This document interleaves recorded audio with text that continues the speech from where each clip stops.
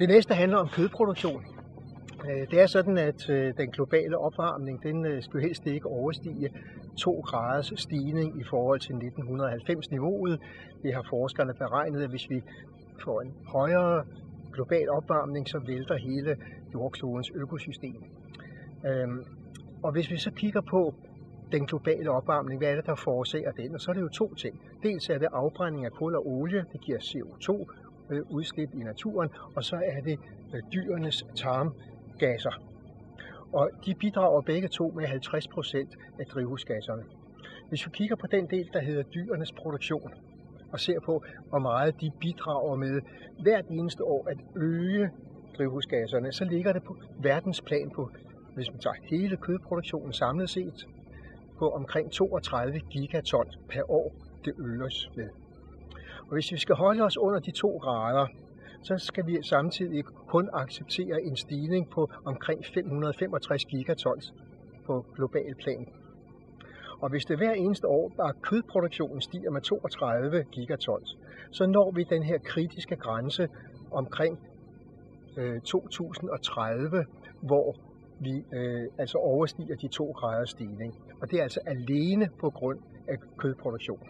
Hvis man så oven i det lægger udslippet af CO2, som kommer fra afbrænding af gas og olie og kul, jamen så når vi den kritiske grænse allerede omkring 2025.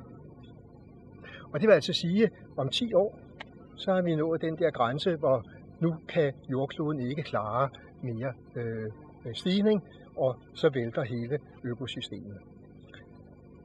De beslutninger, som politikerne tager i øjeblikket, de er sådan begrænset til CO2. De snakker slet ikke om dyrene.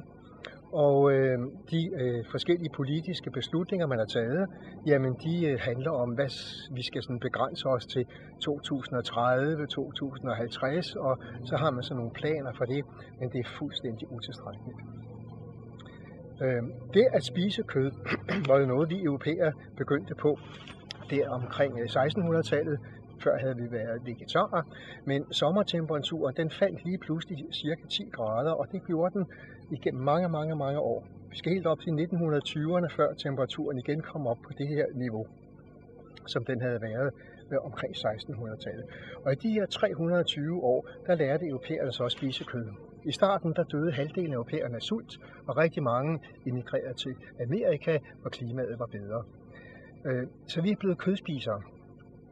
Det behøver vi ikke længere at være, fordi nu kan vi producere rigeligt med vegetarisk kost. Når vi spiser meget kød, så får vi syre i blodet, så får vi huller i tænderne, afkalke, vi får gigt, og vi får alle mulige forskellige sygdomme. Blodårene bliver flossede osv. Og derfor så skal vi altså både af hensyn til vores sundhed og hensyn til den globale opvarmning have begrænset kødproduktionen ganske meget. Og det handler ikke bare, som nogen snakker om, 100 gram mindre om ugen. Det er dramatisk mere, der skal reduceres. Man kan godt spise sådan et par skiver ost om dagen, et æg om dagen, et lille stykke kød om ugen eller et lille stykke fisk om ugen. Nede i den størrelsesorden, der vælter det ikke, hverken på det sundhedsmæssige plan eller på det globale plan. Men kommer vi op over de mængder, så lurer katastrofen lige om hjørnet.